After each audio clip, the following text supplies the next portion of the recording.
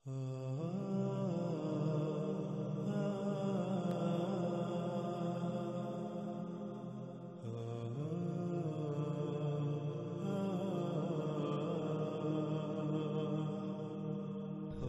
اب ہم بات کریں گے ذوالقرنین علیہ السلام، یاجوج اور ماجوج سمیت ان سے متعلقہ تمام تر موضوعات پر کہ ذوالقرنین کون تھے، یاجوج اور ماجوج کیا ہیں، ذوالقرنین علیہ السلام نے کب، کہاں، کیوں اور کیسے یاجوج اور ماجوج کو قید کیا، ان سوالات سمیت ایسے جتنے بھی سوالات ہیں، ان سب سوالات پر تفصیل کے ساتھ بات کریں گے۔ سب سے پہلے بات کرتے ہیں ذوالقرنین علیہ السلام پر کہ ذوالقرنین علیہ السلام کون تھے۔ یہ سوال بہت عرصے سے چلا رہا ہے اور اس سوال کا جواب دینے کے لیے قرآن کی ترجمانی کے دعوے داروں نے جو کہانیاں گڑھ رکھی ہیں، سب سے پہلے ان کو آپ کے سامنے رکھتے ہوئے ان کی حقیقت واضح کریں گے تاکہ اس موضوع پر کسی بھی قسم کا کوئی سوال، شک، شبہ یا ابہام باقی نہ رہے اور حق ہر لحاظ سے، ہر پہلو سے کھل کر آپ پر واضح ہو جائے۔ ذوالقرنین کے حوالے سے کہا جاتا ہے کہ قرآن میں اس قصے کا شان نزول یہودیوں کے 3 سوالات تھے۔ ان میں سے ایک اصحاب کہف کے بارے میں، دوسرا روح کے بارے میں اور تیسرا ذوالقرنین کے بارے میں تھا، اور انہی سوالات کے جوابات کے ضمن میں سورہ الکہف نازل ہوئی۔ ناظرین، یہ جو شان نزول بیان کیا جاتا ہے، یہ جو شان نزول اس صورت سے منسوب کیا جاتا ہے، اگر اسے صحیح تسلیم کر لیا جائے، اسے مان لیا جائے تو بہت سے سوالات پیدا ہوتے ہیں۔ ان میں سب سے پہلا سوال تو یہ پیدا ہوتا ہے کہ سورہ الکہف تو ایک لمبے عرصے پر محیط وقتاً فوقتاً وقفے سے آیات کی صورت میں نازل ہوئی۔ جب حقیقت یہ ہے تو پھر یہ کیسے کہا جا سکتا ہے کہ سورہ الکہف ایک ہی بار مکمل نازل ہوئی؟ حالانکہ آپ اس کی حقیقت بذات خود قرآن میں ہی دیکھ سکتے ہیں کہ قرآن بالکل واضح الفاظ میں یہ کہتا ہے کہ قرآن آہستہ آہستہ وقفے سے ایک لمبے عرصے میں اتارا جا رہا ہے۔ قرآن میں 14 مقامات پر 14 آیات میں بالکل صراحت کے ساتھ یہ کہا گیا کہ اسے آہستہ آہستہ تھوڑا تھوڑا کر کے لمبے عرصے میں اتارا گیا یا اتارا جا رہا ہے، جیسا کہ آپ ان آیات میں دیکھ سکتے ہیں۔ سورہ الاسراء کی آیت 106 میں اللہ سبحانہ وتعالی کا کہنا ہے وَقُرْآنًا فَرَقْنَاهُ لِتَقْرَأَهُ عَلَى النَّاسِ عَلَى مُقْسٍ وَنَزَلْنَاهُ تَنزِيلًا، اور قرآن ہم نے اسے ٹکڑے ٹکڑے کیا اسے کرا کرنے کے لیے انسانوں پر جس مدت میں وہ دنیا میں موجود ہیں، اور ہم نے اسے اتارا لمبی مدت میں تھوڑا تھوڑا آہستہ آہستہ جب جس کی ضرورت تھی اتنا۔ ناظرین، یہ آیت بہت ہی وسعتوں کی حامل ہے اور اس میں عظیم راز پنہا ہیں، لیکن ہم اپنے موضوع کے اعتبار سے اس وقت اسے سامنے رکھ رہے ہیں کہ اس آیت میں بالکل واضح 2 ٹوک الفاظ میں یہ بات واضح کر دی گئی کہ قرآن تھوڑا تھوڑا کر کے ٹکڑے ٹکڑے کر کے لمبے عرصے میں اتارا گیا۔ ایسا ہرگز نہیں ہے کہ ایک بڑی سورت ایک ہی بار میں اتار دی گئی۔ اسی طرح آپ اس آیت میں بھی دیکھ سکتے ہیں سورہ الانسان آیت نمبر 23 اِنَّا نَحْنُ نَزَلْنَا عَلَيْكَ الْقُرْآنَ تَنزِيلًا، اس میں کچھ شک نہیں، ہم ہی ہیں،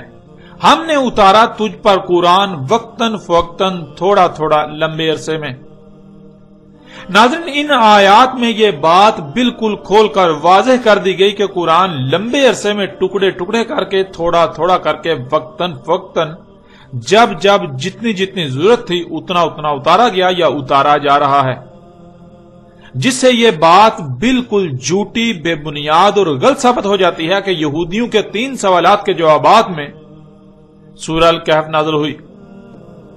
اب آتے ہیں دوسرے سوال کی طرف۔ آپ نے جان لیا کہ سورہ الکہف ایک ہی بار میں مکمل نازل نہیں ہوئی بلکہ وقتاً فوقتاً ایک لمبے عرصے میں نازل ہوئی، لیکن اگر اس کے باوجود ایک لمحے کے لیے یہ بات مان بھی لی جائے کہ یہودی کے ان 3 سوالات کے جواب میں سورہ الکہف نازل ہوئی، تو سوال یہ پیدا ہوتا ہے کہ سورہ الکہف پوری کی پوری روح کے موضوع سے خالی ہے۔ سورہ الکہف میں روح کے موضوع پر ایک لفظ بھی بیان نہیں کیا گیا، کیونکہ ان کے بیان کردہ شان نزول کے مطابق تو یہودیوں کے 3 سوالات میں سے ایک روح کے بارے میں تھا، دوسرا صحاب الکہف اور تیسرا ذوالقرنین کے بارے میں۔ یہودیوں کے ان سوالات کے جواب میں سورہ الکہف نازل کی گئی، لیکن حقیقت آپ کے سامنے ہے کہ پوری کی پوری سورۃ الکہف روح کے موضوع پر خالی ہے، جس سے یہ بات بالکل کھل کر واضح ہو جاتی ہے کہ سورہ الکہف کا جو شان نزول گھڑ رکھا ہے وہ بالکل بے بنیاد اور باطل ہے۔ پھر اسی پس منظر میں سورہ الکہف میں موجود واقعات کو سمجھنے کی کوشش کی جاتی ہے، اور پھر جو نظریہ و عقیدہ اخذ کیا جاتا ہے وہ دوسروں پر بھی مسلط کیا جاتا ہے، جو کہ بالکل بے بنیاد اور باطل ہے۔ پھر ناظرین، تیسرا سوال یہ پیدا ہوتا ہے کہ اگر یہودیوں نے اصحاب الکہف کے بارے میں سوال کیا تو پھر ایسا کیوں ہے کہ یہودیوں کی پوری تاریخ اور مذہبی مواد اصحاب الکہف کے حوالے سے مکمل خاموش ہے؟ آپ کو بنی اسرائیل میں سے یہود کے ہاں ایک لفظ بھی اصحاب الکہف پر نہیں ملے گا، اور وہ اصحاب الکہف کے حوالے سے کسی بھی واقعہ کو کوئی اہمیت نہیں دیتے، بلکہ یوں کہتے ہیں کہ یہ من گڑت قصہ ہے جو عیسائیوں نے گڑھ رکھا ہے، جو عیسائیوں کا گڑھا ہوا ہے۔ البتہ صحاب کہف کا ذکر بنی اسرائیل میں سے نصارہ جنہیں عیسائی کہا جاتا ہے ان کے مذہبی مواد میں ضرور ملتا ہے، اور عیسائیوں کے ہاں اسے ایک بڑی تاریخی اور مذہبی اہمیت حاصل ہے۔ اب سوال یہ پیدا ہوتا ہے کہ جب یہودیوں کے نزدیک ایسا کوئی واقعہ پیش ہی نہیں آیا، ان کا پورا مذہبی مواد تاریخ ایسے کسی بھی واقعے سے خالی ہے، تو وہ اس کا سوال کیوں کریں گے؟ ان کی طرف سے ایسے کسی بھی سوال کی توقع کرنا بالکل بے بنیاد اور فضول ہے۔ اور پھر دوسری بات یہ کہ اصحاب الکہف کا واقعہ عیسیٰ ابن مریم علیہ السلام کے کافی عرصہ بعد رونما ہوا۔ 7 نوجوان تھے جو عیسیٰ علیہ السلام پر ایمان لائے۔ اس وقت یہودیوں کی حکومت تھی، ان 7 نوجوانوں پر زمین تنگ کر دی گئی اور انہیں دین کی خاطر ہجرت کرنا پڑی، لیکن جب کوئی بھی جائے پناہ نہ پائی تو رب سے خالص اپنی طرف سے حفاظت کرنے کی دعا کی، اور رب نے ان کی حفاظت کی۔ یہ واقعہ یہودیت کی بنیاد اکھاڑ دینے کے لیے کافی تھا، اس لیے یہود ایسے کسی بھی واقعے کو سرے سے تسلیم ہی نہیں کرتے، کیونکہ انہیں علم ہے کہ اگر وہ اسے تسلیم کریں گے یا اس واقعے پر کسی بھی قسم کی کوئی بات کریں گے تو یہودیت باطل ثابت ہو جائے گی۔ اس لیے پھر یہ کیسے ممکن ہے کہ یہودی اصحاب الکہف کے بارے میں سوال کریں جبکہ وہ خود اس واقعہ کو تسلیم ہی نہیں کرتے، بلکہ یہود کے نزدیک تو ایسا کوئی واقعہ وقوع پذیر ہی نہیں ہوا، یہ من گڑت ہے۔ پھر چوتھا سوال یہ پیدا ہوتا ہے کہ یہودیوں کا ان 3 میں سے ایک سوال روح کے بارے میں تھا، اور اس کے جواب میں سورہ الکہف نازل ہوئی، لیکن آپ جانتے ہیں کہ روح کے بارے میں تو سورہ الکہف مکمل خاموش ہے، اور روح کا ذکر تو سورہ بنی اسرائیل میں ہے، اور سورہ بنی اسرائیل میں روح کا ذکر آنا ہی اس کا جواب ہے کہ روح کے بارے میں سوال بنی اسرائیل کا تھا۔ اور بنی اسرائیل صرف یہود ہی نہیں بلکہ وہ بھی ہیں جو بعد میں عیسیٰ علیہ السلام پر ایمان لائے اور پھر بعد میں جا کر دل ہوئے، یعنی صراط مستقیم سے ہٹ گئے، جنہیں عیسائی کہا جاتا ہے۔ روح عیسائیت میں شروع سے ہی موضوع بحث رہی، عیسیٰ ابن مریم علیہ السلام کی وجہ سے، اور روح کے بارے میں سوال نصارہ کی طرف سے تو ہو سکتا تھا لیکن یہود کی طرف سے ہرگز نہیں۔ ناظرین، اب آتے ہیں قصہ شان نزول میں یہودیوں کی طرف منسوب کیے جانے والے تیسرے سوال کی طرف، جو ہمارے موضوع سے تعلق رکھتا ہے کہ ذوالقرنین کے بارے میں سوال بھی یہودیوں کی طرف سے تھا۔ جس پس منظر کی بنیاد پر یہ کہا جاتا ہے کہ یہودیوں نے سوال کیا، اس پس منظر میں ایسا کوئی تاثر نہیں ملتا کہ یہودی ایسا کوئی سوال کر سکتے تھے، اس لیے کہ یہودیوں کے پورے مذہبی اور تاریخی مواد میں ذوالقرنین کے حوالے سے کوئی دور دور تک اشارہ نہیں ہے، نہ ہی ایسا کوئی نام یہودیوں کے ہاں کوئی وجود رکھتا تھا اور آج بھی وجود رکھتا ہے۔ لیکن اگر دوسرے پس منظر میں دیکھیں تو یہ بات ثابت ہو جاتی ہے کہ ذوالقرنین کے بارے میں سوال بھی یہودیوں کی بجائے عیسائیوں نے ہی کیا تھا۔ وہ اس لیے کہ اگر یہ تسلیم کر لیا جائے کہ ذوالقرنین سلیمان علیہ السلام تھے تو یہودیوں کا سلیمان علیہ السلام کے بارے میں عقیدہ ہے کہ وہ ایک تو نبی نہیں تھے اور دوسرا ان کی موت شرک پر ہوئی۔ انہوں نے اپنی زندگی کے آخری وقت میں بہت سے اوثان بنا لیے تھے جن کی وہ غلامی کرتے تھے۔ اوثان کہتے ہیں انسان کی خلق کردہ ان ایجادات کو جنہیں انسان سہولتوں کا نام دیتا ہے، جیسے آج مشینیں، گاڑیاں، جہاز وغیرہ، اور ان کی غلامی انہی کے حصول کے لیے ان کے پیچھے استعمال کیے جانے والے وقت کو کہا جاتا ہے۔ یہود کا نظریہ یہ ہے کہ سلیمان بن داؤد نے اپنی زندگی کا مقصد و مشن ہی ایسی اشیاء کی تخلیق اور استعمال کو بنا لیا تھا، لہذا وہ کافر اور مشرک تھا، اور اسی حالت میں سلیمان کی موت ہوئی۔ اس کے علاوہ سینکڑوں کی تعداد میں سلیمان نے نکاح کے بغیر عورتیں رکھی ہوئی تھیں جو سینکڑوں بیویوں کے علاوہ تھیں۔ اس لیے سلیمان یہودیوں اور عیسائیوں کے ہاں ایک متنازع شخصیت کے طور پر جانے جاتے ہیں۔ سلیمان علیہ السلام کے کفر و شرک کی گواہی یہودیوں کے صرف کسی عالم وغیرہ کا عقیدہ نہیں، بلکہ باقاعدہ ان کی خود ساختہ آسمانی کتابوں کا مجموعہ عہد نامہ قدیم میں بھی درج ہے، اور عہد نامہ قدیم کی آسمانی کتابیں جتنے یہود کے لیے مقدس ہیں اتنی ہی نصارہ کے لیے بھی۔ یوں نہ صرف یہودی بلکہ عیسائی بھی سلیمان علیہ السلام کے بارے میں یہی نظریہ رکھتے ہیں، لیکن عیسائیوں کے ہاں آخری حجت عہد نامہ جدید یعنی انجیل ہے، اس لیے وہ پرانے عہد نامے میں تحریف وغیرہ کو ممکن سمجھتے ہیں۔ اس لیے اگر کوئی بات پرانے عہد نامہ میں موجود ہو اور اس کے برعکس کوئی بات کہیں سے معلوم ہو تو وہ کوشش کرتے ہیں کہ آنکھیں بند کر کے پرانے عہد نامے کو تسلیم کرنے کی بجائے تحقیق کی جائے، لیکن یہود اس بات کو سننے کے لیے تیار ہی نہیں کہ عہد نامہ قدیم میں کوئی تبدیلی یا تحریف ہے، اور وہ کسی ایسی بات کو تسلیم کریں جو عہد نامہ قدیم کے مخالف ہو، یہ یہودیوں کے عقائد کی نفی تصور کیا جاتا ہے۔ پھر یہ سمجھنا کہ یہودی ایسا سوال کریں گے یہ بالکل بے بنیاد اور باطل ثابت ہو جاتا ہے۔ البتہ جب محمد علیہ السلام کو مبعوث کیا گیا تو قرآن میں سلیمان علیہ السلام کے بارے میں نہ صرف یہودی کے عقائد و نظریات کی تردید کی گئی، بلکہ سلیمان علیہ السلام کو اللہ سبحانہ وتعالی نے اپنا صالح نبی اور صالح حکمران قرار دیا، اور دو ٹوک الفاظ میں یہ واضح کر دیا کہ سلیمان کافر و مشرک نہیں تھا۔ یوں یہ بات بھی واضح ہو جاتی ہے کہ اگر ذوالقرنین سلیمان علیہ السلام تھے تو پھر نصارہ کی طرف سے سوال کیا گیا کہ یہود تو اس شخصیت یعنی سلیمان کے بارے میں ایسا عقیدہ و نظریہ رکھتے ہیں اور ہماری انجیل تو اس پر بالکل خاموش ہے، تو اے محمد آپ بتائیں کہ آیا یہود اس بارے میں سچے ہیں یا پھر حقیقت کیا ہے؟ یہود داؤد کے بیٹے سلیمان کے بارے میں جو عقیدہ و نظریہ رکھتے ہیں کہ وہ کافر و مشرک تھا، اس پر طرح طرح کے الزامات لگاتے ہیں، آیا وہ اپنے اس عقیدے میں سچے ہیں یا پھر حقیقت اس کے برعکس ہے؟ لہٰذا آپ اس کی وضاحت کریں۔ اور قرآن میں جب اللہ سبحانہ وتعالی نے اس واقعہ کا ذکر کیا تو سلیمان کی جگہ لفظ ذوالقرنین استعمال کیا۔ آگے چل کر اس پر مزید تفصیل کے ساتھ بات ہوگی۔ ناظرین، قدیم علماء مفسر و مفکر قرآن کے طور پر جانے پہچانے جانے والوں کی اکثریت کے نزدیک قرآن میں مذکور ذوالقرنین وہ شخصیت ہے جسے لوگ انگلش میں الیگزینڈر دی گریٹ اور اردو میں اسکندر اعظم کے نام سے جانتے ہیں،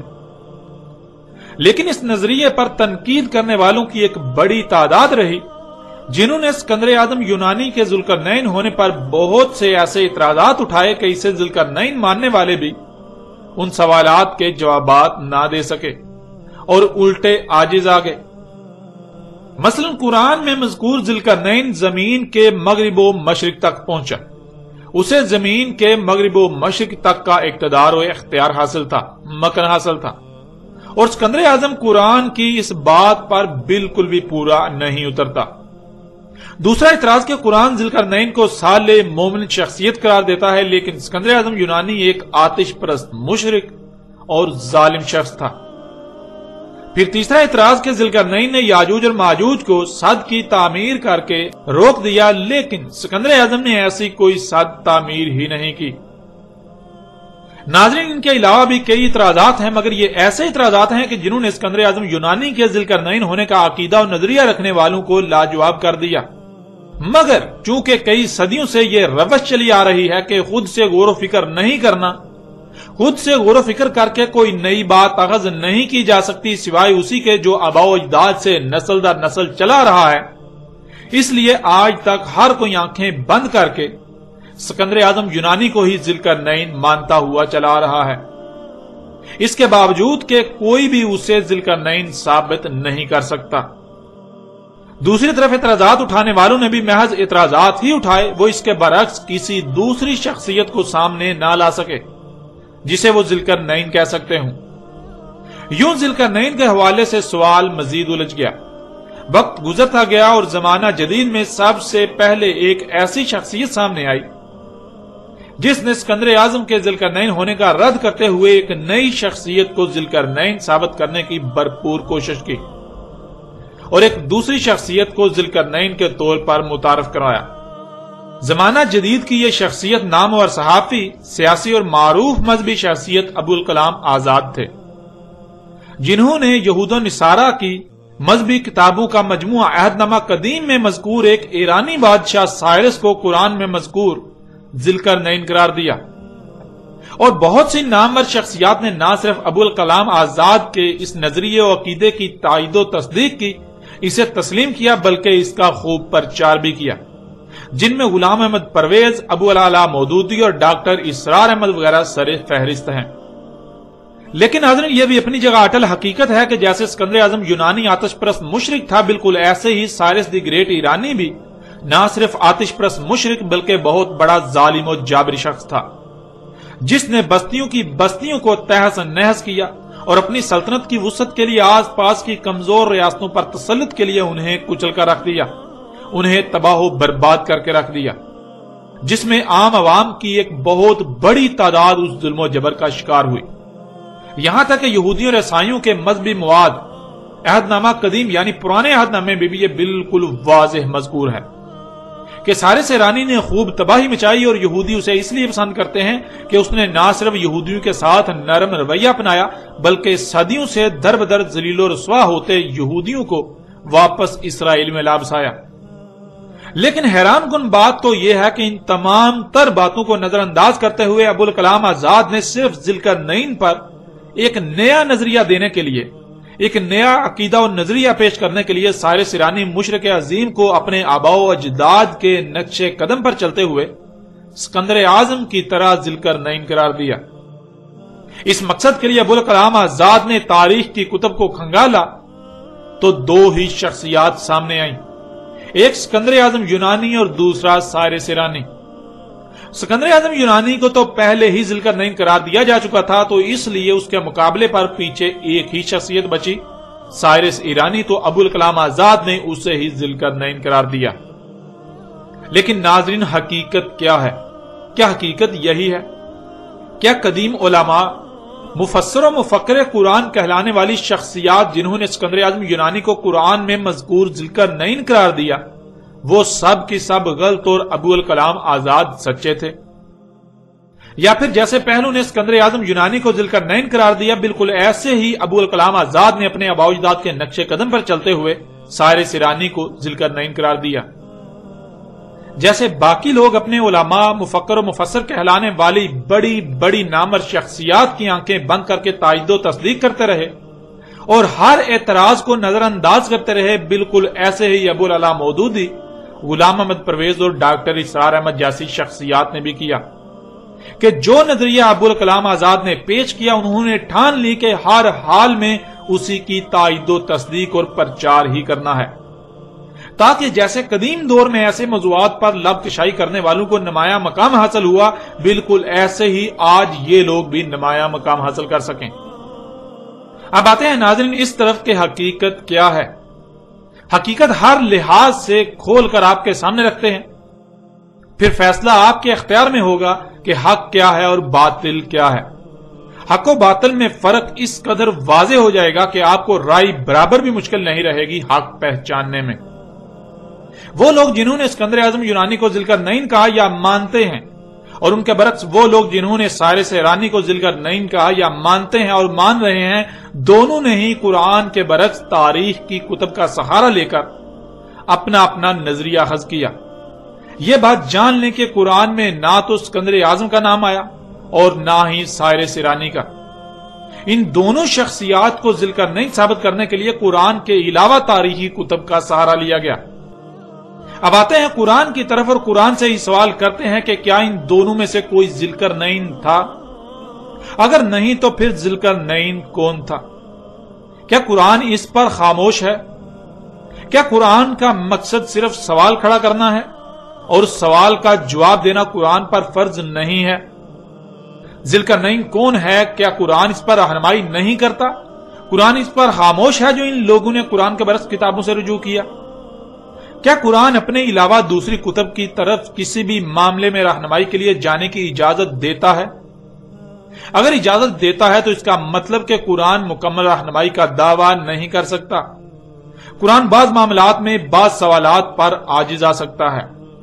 قرآن کو بھی لاجواب کیا جا سکتا ہے، جیسا کہ اس موضوع پر اسکندر اعظم اور سارے سیرانی کو ذل کر نہیں ماننے والوں نے قرآن کو لاجواب کر دیا۔ اگر قرآن مکمل رہنمائی کا دعوے دار ہے، وہ ہر سوال کا جواب دیتا ہے، تو پھر اگر کوئی کسی بھی معاملے میں قرآن کو ترک کر کے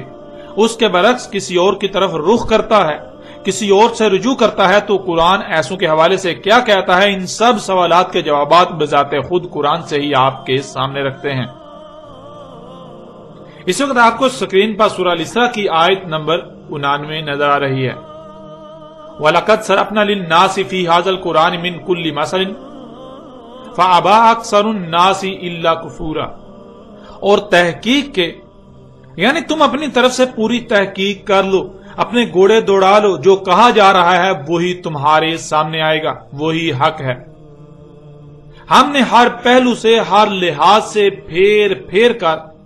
سامنے لے آئے، بیان کر دیا انسانوں کے لیے اس قرآن میں تمام کی تمام مسئلوں سے۔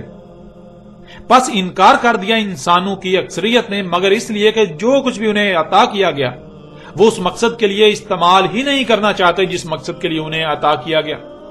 وہ اپنی خواہشات کی اتباع کرنا چاہتے ہیں، اس لیے انسانوں کی اکثریت نے اس بات کو ماننے سے انکار کر دیا۔ پھر اس طرح اگلی آیت سورہ الکہف کی آیت نمبر 54، وَلَقَدْ صَرَفْنَا فِي هَذَا الْقُرْآنِ لِلنَّاسِ مِنْ كُلِّ مَثَلٍ وَكَانَ الْإِنسَانُ أَكْثَرَ شَيْءٍ جَدَلًا، اور تحقیق کے لیے یعنی تم اپنی طرف سے پوری تحقیق کر لو، اپنے گھوڑے دوڑا لو، جو کہا جا رہا ہے وہی حق ہے، وہی تمہارے سامنے آئے گا۔ ہم نے ہر پہلو سے، ہر لحاظ سے پھیر پھیر کر سامنے لے آئے، بیان کر دیا انسانوں کے لیے اس قرآن میں تمام کی تمام مسئلوں سے، یعنی اس قرآن میں ماضی میں پیش آنے والے واقعات میں سے صرف اور صرف ان کا ذکر کیا جو خوب ہو اسی طرح قرآن کے نزول سے اسات کے قیام تک پیش آئیں گے۔ انسانوں کے ہر سوال کا جواب ہر پہلو سے، ہر لحاظ سے پھیر پھیر کر اس قرآن میں بیان کر دیا، ان کے سامنے لے آئے مسئلوں سے۔ اور تھا انسان اکثریت معاملات میں جھگڑا کرنے والا، سو جھگڑا ہی کیا، یعنی قرآن کی بات تسلیم کرنے کی بجائے اپنی خواہشات و اپنے خود ساتہ الہوں کی باتوں کو قرآن پر ترجیح دی۔ جب بھی قرآن نے کسی معاملے میں رہنمائی کی تو اپنی بےہودہ دلیلوں کو قرآن پر پیش کیا اور قرآن کے مد مقابل اور اشیاء کو اور کتابوں کو لا کھڑا کیا، اوروں کو لا کھڑا کیا۔ وہ بات تسلیم نہ کی جو قرآن نے پیش کی، اس کے برعکس جو قرآن کے علاوہ اوروں کی بات ہے اس کو ہی تسلیم کیا۔ ناظرین، ان آیات میں آپ نے خود اپنی آنکھوں سے دیکھ لیا اور کانوں سے سن لیا کہ اللہ سبحانہ و تعالیٰ نے بالکل واضح کر دیا کہ اس قرآن میں جو آپ کے سامنے ہے، اس میں نہ صرف ہر سوال کا جواب دے دیا بلکہ ہر پہلو سے پھیر پھیر کر انسانوں کے سامنے لے آئے مسئلوں سے۔ ایسا نہیں ہے کہ اس قرآن میں مکمل رہنمائی نہیں ہے، اس قرآن میں ہر سوال کا جواب موجود ہے، اور پھر اس میں کوئی ایک بھی بات ایسی نہیں کی گئی جو صرف اور صرف ایک ہی بار کی گئی ہو، ایک ہی پہلو سے، بلکہ اس قرآن میں ہر معاملے کو، ہر بات کو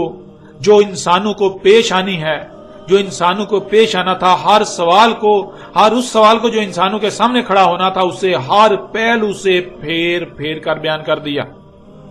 ایک مقام پر ایک روح ایک پہلو سے بیان کیا تو اسی معاملے کو، اسی بات کو، اسی سوال کو دوسرے مقام پر دوسرے رخ، دوسرے پہلو سے بیان کر دیا، اسی کو تیسرے مقام پر تیسرے پہلو سے بیان کر دیا، یوں کسی ایک بھی پہلو سے اسے پوشیدہ نہیں رہنے دیا گیا۔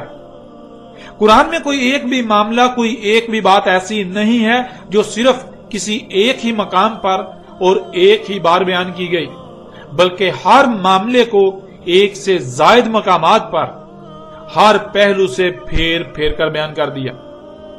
کوئی سوال ایسا نہیں جس کا جواب قرآن میں موجود نہ ہو، کوئی معاملہ ایسا نہیں جس کا حل قرآن میں موجود نہ ہو۔ اور قرآن نے یہ بات بھی واضح کر دی کہ انسانوں کی اکثریت اس کا انکار کر رہی ہے، یعنی انسانوں کی اکثریت یہ ماننے کو تیار ہی نہیں کہ اس قرآن میں سب کچھ بیان کر دیا گیا۔ قرآن میں مکمل رہنمائی موجود ہے، قرآن میں ہر معاملے کا، ہر مسئلے کا حل موجود ہے، قرآن میں ہر سوال کا جواب موجود ہے، قرآن میں ہر بات کو، ہر سوال کو، ہر معاملے کو، ہر مسئلے کو ایک سے زائد مقامات پر ہر پہلو سے پھیر پھیر کر مسئلوں سے بیان کر دیا۔ انسانوں کی اکثریت یہ بات ماننے کو تیار ہی نہیں، اس کا انکار ہی کر رہی ہے، اور پھر اللہ سبحانہ تعالیٰ نے یہ بھی واضح کر دیا کہ انسانوں کی اکثریت ایسا کیوں کر رہی ہے، الا کفورا، یعنی انسانوں کو جو کچھ بھی عطا کیا گیا، خواہ وہ مال ہو، دولت ہو، اولاد ہو، یا ذہنی اور جسمانی صلاحیتیں ہوں، وہ کہیں یا کسی پر بھی اقتدار و اختیار ہو یا کچھ بھی عطا کیا گیا ہو، انسانوں کی اکثریت ان کا استعمال اس مقصد کے لیے کرنا ہی نہیں چاہتی جس مقصد کے لیے انہیں یہ سب عطا کیا گیا، یہ سب کچھ دیا گیا۔ کیونکہ اگر یہ بات مان لیں کہ قرآن میں ہر سوال کا جواب موجود ہے، ہر معاملے و مسئلے کا حل موجود ہے، تو ان کی خواہشات پر ضرب آئے گی، اور یہی یہ نہیں چاہتے، یہ اپنی خواہشات کی اتباع کرنا چاہتے ہیں، اس لیے یہ اس بات کا انکار کرتے ہیں کہ قرآن میں سب کچھ ہر پہلو سے پھیر پھیر کر مسئلوں سے بیان کر دیا گیا، مسئلوں سے سامنے لے آیا گیا۔ اس لیے یہ قرآن کے برعکس اوروں کی طرف رجوع کرتے ہیں، ان کی طرف رجوع کرتے ہیں جن سے ان کی خواہشات پر ضرب نہیں آتی، ان کی خواہشات پر ضرب نہیں پڑتی، بلکہ وہ الٹا ان کی خواہشات کے عین مطابق ہوتا ہے۔ مثال کے طور پر ناظرین، آج اکثریت کی زبانوں سے آپ سنتے ہیں، اکثریت کا کہنا ہے کہ قرآن میں سب کچھ بیان نہیں کیا گیا، قرآن میں احکامات تو ہیں لیکن ان کی تفاصیل موجود نہیں ہیں، ان کو کیسے کرنا ہے یہ نہیں بتایا گیا، کیوں کرنا ہے، کب کرنا ہے، کس طرح کرنا ہے، ان سوالات کے جوابات قرآن میں موجود نہیں ہیں۔ مثلا الصلاۃ، جس کا ترجمہ نماز کیا جاتا ہے، اور کہا جاتا ہے کہ قرآن میں صلاۃ کا حکم تو ہے لیکن طریقہ قرآن میں نہیں ہے، اور پھر یہ جہاں سے طریقہ اخذ کرتے ہیں اس صلاۃ کے نام پر ان کی خواہشات پر کوئی ضرب نہیں آتی، وہاں سے صلاۃ کے نام پر جو ان کو مل رہا ہے وہ ان کی خواہشات کے عین مطابق ہے، حالانکہ پورے کا پورا قرآن ایک ہی شے کی وضاحت کر رہا ہے، اور وہ ہے الصلاۃ۔ اگر یہ مان لیا جائے کہ قرآن میں الصلاۃ کی رہنمائی موجود ہے تو دنیا کی زندگی اتنی سخت ہو جائے گی کہ جیسے آپ کو آگ میں ڈال دیا گیا ہو، اور یہی کوئی نہیں چاہتا۔ اس لیے اکثریت اس کا انکار کرتی ہے کہ قرآن میں ہر سوال کا جواب موجود ہے، کیونکہ اگر اس بات کو تسلیم کر لیا جائے گا اور اپنے ہر سوال کا جواب، ہر مسئلے کا حل قرآن میں تلاش کیا جائے گا، قرآن سے حاصل کیا جائے گا، تو انسان کو جو کچھ بھی عطا کیا گیا اس پر اس کا اپنا کوئی اختیار نہیں رہے گا، اس کو پھر خالص اللہ کی غلامی کرنا پڑے گی، اور یہی وہ نہیں چاہتا۔ اب دیکھیں سورہ نساء کی آیت نمبر 82 میں اللہ سبحانہ تعالیٰ کا کہنا ہے، افلا یتدبرون القرآن لو کان من عند غیر اللہ لوجدوا فیہ اختلافا کثیرا، کیا پس نہیں تدبر کر رہے القرآن، اور اگر تھا کسی اور سے اللہ کا علاوہ کہ تم پاتے اس میں کثیر اختلاف، یعنی ایسا نہیں ہے کہ اس قرآن میں ایک مقام پر کچھ کہا جا رہا ہے اور دوسرے مقام پر اس کے برعکس کچھ اور دوسری بات کہی جا رہی ہے۔ اگر تم اس قرآن میں ایسی شے پاؤ، اختلاف پاؤ، تو پھر یہ اللہ کی طرف سے نہیں ہے بلکہ یہ غیر اللہ کی طرف سے ہے۔ ناظرین، اللہ سبحانہ و تعالیٰ کی طرف سے کھلم کھلا اعلان ہے کہ اگر یہ قرآن غیر اللہ کی طرف سے ہوتا تو تم اس میں کثیر اختلاف پاتے، یعنی اگر ہم اس آیت کو صرف پیچھے بیان کی جانے والی 2 آیات کے تناظر میں دیکھیں تو ایسا ممکن ہی نہیں کہ اللہ سبحانہ و تعالیٰ نے قرآن میں جو سوالات اٹھائے ہوں یا جو بھی احکامات دیے ہوں، جو بھی کہا ہو، ان کے جوابات بھی قرآن میں نہ دیے ہوں، حتیٰ کہ انسان کے اس دنیا میں موجود رہنے تک پیش آنے والے کسی بھی معاملے کا حل ایسا نہیں ہے کہ قرآن میں نہ ہو، کسی بھی قسم کے پیدا ہونے والے سوال کا جواب قرآن میں نہ ہو، یہ ممکن ہی نہیں، کیونکہ اگر ایسا ہو تو گویا کہ قرآن میں اختلاف ہے۔ ایک طرف اللہ سبحانہ تعالیٰ کا کہنا ہے کہ اس قرآن میں سب کچھ ہر طرف سے پھیر پھیر کر بیان کر دیا، ہر پہلو سے پھیر پھیر کر انسانوں کے لیے ان کے سامنے لے آئے مسئلوں سے، اور دوسری طرف اللہ سبحانہ و تعالیٰ نے ایسے سوالات کے جوابات ہی نہ رکھے جو بڑے بڑے سوالات ہیں جن کے جوابات جاننا بہت ضروری ہیں۔ قرآن خود ہی سوال کھڑا کرے اور اس کا جواب ہی نہ دے، ایسی صورت میں تو یہ پھر اللہ کی طرف سے نہ ہوا بلکہ غیر اللہ کی طرف سے ہوا، جو کہ بالکل ناممکن ہے۔ اب ناظرین غور کریں، اللہ سبحانہ وتعالیٰ کا کہنا ہے کہ ہر سوال کا جواب اس قرآن میں ہر پہلو سے پھیر پھیر کر مختلف مقامات پر بیان کر دیا، انسانوں کے لیے سامنے لے آئے مسئلوں سے۔ اور اگر کوئی سوال کھڑا ہو اور آپ یہ کہیں کہ اس قرآن میں اس کا جواب نہیں ہے تو پھر اس کا مطلب کیا ہے؟ ایک ہی صورت ہے، یا تو قرآن جھوٹا اور آپ سچے ہیں، یا پھر قرآن جھوٹا نہیں، قرآن تو سچا ہے اور آپ اپنے دعوے میں جھوٹے ہیں۔ آپ قرآن پر الزام لگا رہے ہیں، آپ قرآن پر اور اللہ پر افترا کر رہے ہیں۔ اور ناظرین ذرا غور کریں، اگر کوئی سوال پیدا ہوتا ہے تو آپ اس سوال کا جواب قرآن سے حاصل کرنے کی بجائے اس قرآن کے برعکس کسی اور کی طرف رجوع کرتے ہیں، تو آپ کا یہ عمل کس بات کا اعلان کر رہا ہے؟ کیا آپ اپنے عمل سے یہ اعلان نہیں کر رہے کہ قرآن کے پاس آپ کے سوال کا جواب موجود نہیں ہے؟ کیا آپ اپنے عمل سے یہ اعلان نہیں کر رہے کہ قرآن میں اختلاف موجود ہے؟ ایک طرف قرآن ہر سوال کا جواب دینے کا دعویٰ کرتا ہے اور دوسری طرف آپ کے سوال کا جواب قرآن کے پاس ہے ہی نہیں۔ اسی لیے تو آپ نے قرآن کے برعکس کسی اور سے رجوع کیا اپنے سوال کے جواب کے لیے۔ اب ناظرین ذرا غور کریں، جن جن لوگوں نے اسکندر اعظم یا سائرس ایرانی کو ذی القرنین کہا ثابت کرنے کی کوشش کی، اور جو بھی ان میں سے کسی ایک بھی شخصیت کو ذی القرنین مان رہے ہیں، کیا ان کو ان کے سوال ذی القرنین کون ہے کا جواب قرآن نے دیا؟ کیا انہوں نے اپنے سوال کا جواب قرآن سے حاصل کیا؟ اگر یہ جواب قرآن سے ہے تو غلط ہو ہی نہیں سکتا، اور اگر قرآن سے نہیں تو نہ صرف ان کو جواب غلط ملا بلکہ انہوں نے قرآن پر افترا کیا۔ ان لوگوں نے قرآن پر بہتان باندھا، ان لوگوں نے اپنے عمل سے اس بات کا اعلان کیا، دعویٰ کیا کہ قرآن میں ہر سوال کا جواب موجود نہیں ہے، قرآن میں مکمل رہنمائی موجود نہیں ہے، قرآن اپنے دعوے میں جھوٹا ہے، اللہ اپنے دعوے میں جھوٹا ہے۔ اللہ ایک طرف تو کہتا ہے ہم نے اس قرآن میں ہر سوال کا جواب پھیر پھیر کے ہر پہلو سے مسئلوں سے تمہارے سامنے لے آئے، بیان کر دیا، اور دوسری طرف ہمارے کسی سوال کا جواب قرآن میں ہے ہی نہیں۔ ناظرین خواہ کوئی بھی شخصیت ہو، پوری کی پوری دنیا ہی کیوں نہ اس کی تعریفوں کے پل باندھے، لیکن اس کے حق ہونے کا معیار یہ نہیں ہے، بلکہ حق ہونے کا معیار وہ ہے جو اللہ سبحانہ و تعالی نے طے کر دیا، اس ذات نے جس نے وجود دیا۔ قرآن میں اور بھی درجنوں ایسی آیات ہیں جن میں انہی باتوں کا مزید مختلف پہلوؤں سے پھیر پھیر کر بیان کیا گیا، اور انسانوں کے رد عمل کو بھی بالکل کھول کھول کر بیان کر دیا گیا، جنہیں آپ ان آیات میں جان چکے ہیں۔ ناظرین قرآن نے بالکل واضح اور دو ٹوک الفاظ میں اسکندر اعظم اور سائرس ایرانی کے ذی القرنین ہونے کی نفی کر دی،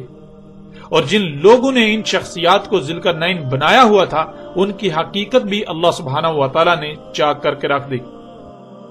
ناظرین جن لوگوں نے اسکندر اعظم یا پھر سائرس ایرانی کو ذی القرنین کہا، ثابت کرنے کی ناکام کوشش کی یا تسلیم کیا، ان تمام کے تمام لوگوں نے اپنی زبان سے اس بات کا اقرار کیا کہ قرآن میں ذی القرنین کا ذکر تو آیا ہے، لیکن قرآن اس سوال کا جواب نہیں دیتا کہ ذی القرنین کون تھا۔ اس لیے ہمیں اس سوال کے جواب کے لیے قرآن کے علاوہ دوسری تاریخی کتب کا سہارا لینا پڑا۔ آپ جان چکے ہیں کہ یہ لوگ اپنے دعوے میں بالکل بے بنیاد اور جھوٹے ہیں۔ یہ ان کا کہنا ہے کہ قرآن میں ان کے سوال کا جواب نہیں، اللہ نے یا قرآن نے ایسا ہرگز نہیں کہا، بلکہ اللہ نے تو اس قرآن میں ان کے بالکل برعکس ایک دوسری بات کی، یہ دعویٰ کیا کہ اس قرآن میں سب کا سب ہر پہلو سے پھیر پھیر کر تمہارے سامنے لے آئے، اور وہ بھی مسئلوں سے۔ اور اگر کوئی یہ کہتا ہے کہ قرآن میں کسی سوال کا جواب موجود نہیں ہے تو اس میں قرآن کا قصور نہیں ہے، بلکہ قصور اس کا اپنا ہے۔ قصور اس کا ہے جو ایسا کہہ رہا ہے، جسے قرآن میں اس سوال کا جواب نہیں مل رہا۔ وہ اللہ کے قانون میں اندھا ہو چکا ہے، اسے اپنے اندھے پن کے علاج کی ضرورت ہے، نہ کہ اللہ اور اس کے قرآن الحکیم پر بہتان کی ضرورت۔ وہ اس معیار پر، اس قانون پر پورا ہی نہیں اتر رہا جس معیار پر، جس قانون پر پورا اترنے سے قرآن اپنے راز کھولتا ہے۔ اس لیے اسے اپنے گریبان میں جھانکنا چاہیے، اپنی ذات میں جھانکنا چاہیے کہ وہ اس کے اندر جو خامیاں ہیں جو کمیاں ہیں، جو کجیاں ہیں، جو کوتاہیاں ہیں، وہ ان کو دور کرے، اپنی اصلاح کرے، اپنے آپ کو اس معیار پر، اس مقام پر لا کھڑا کرے جس مقام پر آنے سے قرآن اپنے راز کھولتا ہے، نہ کہ وہ الٹا اپنی غلطی کو قرآن پر تھوپنا شروع کر دے، قرآن پر اور اللہ پر بہتان باندھنا شروع کر دے۔ ان لوگوں نے کہا کہ قرآن میں اس سوال کا جواب موجود نہیں، اس لیے ہم نے قرآن کے علاوہ دوسری تاریخ کی کتابوں سے رجوع کیا اور ہمیں قرآن کے برعکس ان تاریخی کتابوں نے ہمارے سوال کا جواب دیا۔ تو ان کے اس قول کا قرآن میں اللہ سبحانہ تعالی نے کس طرح رد کر دیا، اسے بھی آپ کے سامنے رکھتے ہیں۔ اس وقت آپ کو اسکرین پر سورہ زمر کی آیت نمبر 23 نظر آ رہی ہے۔ اللہ نزل احسن الحدیث، اللہ نے اتاری احسن الحدیث۔ حدیث کہتے ہیں تاریخ کو۔ انسان کا معاملہ یہ ہے کہ جب بھی وہ کوئی ایسا کام کرتا ہے یا اسے ایسا معاملہ پیش آتا ہے جس سے اس کا پہلی بار واسطہ پڑتا ہے تو وہ رہنمائی کے لیے کسی ایسے کو تلاش کرتا ہے جس کا اس سے پہلے اسی کام سے واسطہ پڑ چکا ہو، تاکہ اس کی تاریخ سے استفادہ کیا جا سکے۔ یوں نہ صرف بہتر طریقے سے اس مسئلے یا معاملے سے نپٹا جا سکے گا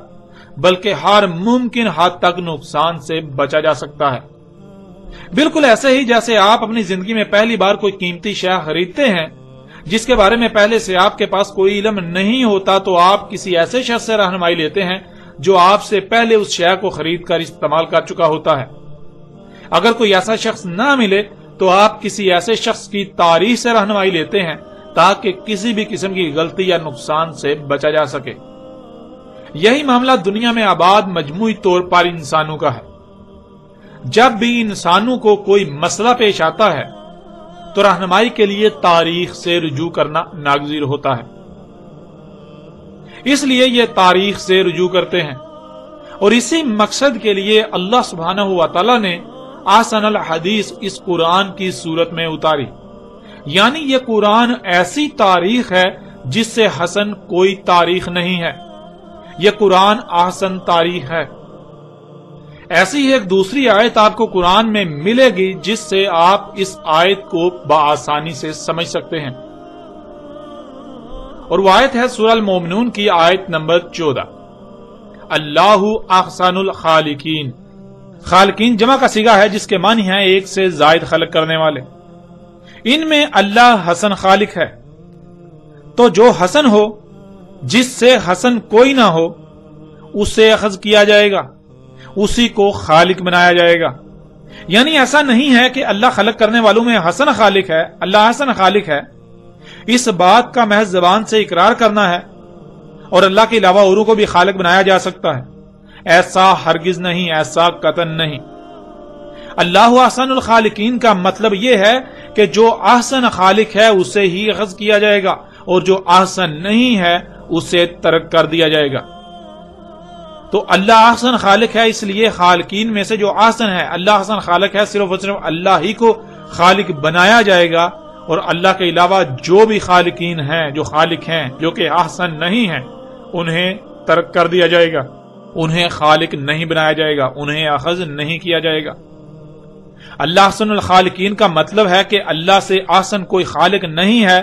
تو جو احسن خالق ہے اسے اخذ کیا جائے گا، اس کے علاوہ باقی سب کی نفی کی جائے گی، باقی سب کا رد کر دیا جائے گا، باقی سب کے سب کو کوڑے میں پھینک دیا جائے گا۔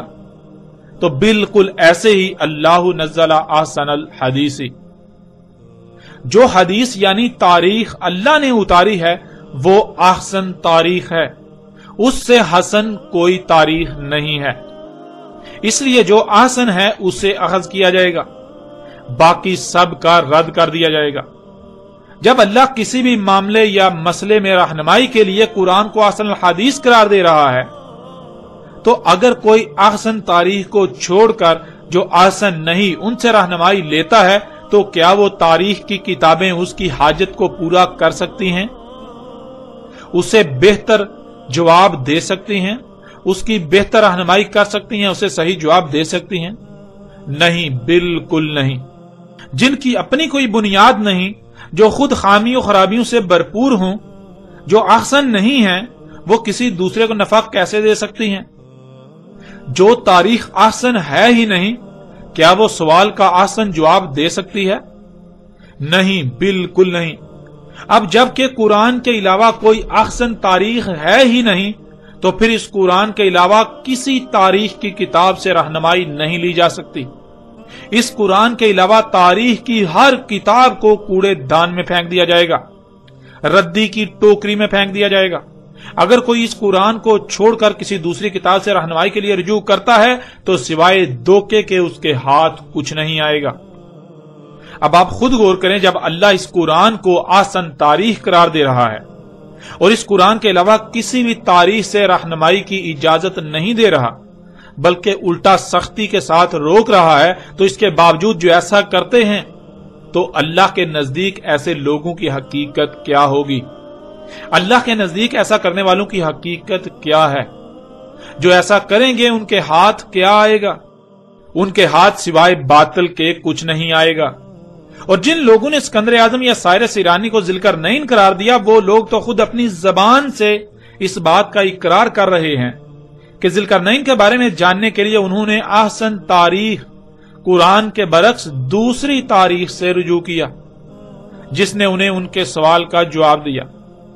تو جب یہ جواب احسن تاریخ کا ہے ہی نہیں تو پھر جواب بھی احسن کیسے ہو سکتا ہے؟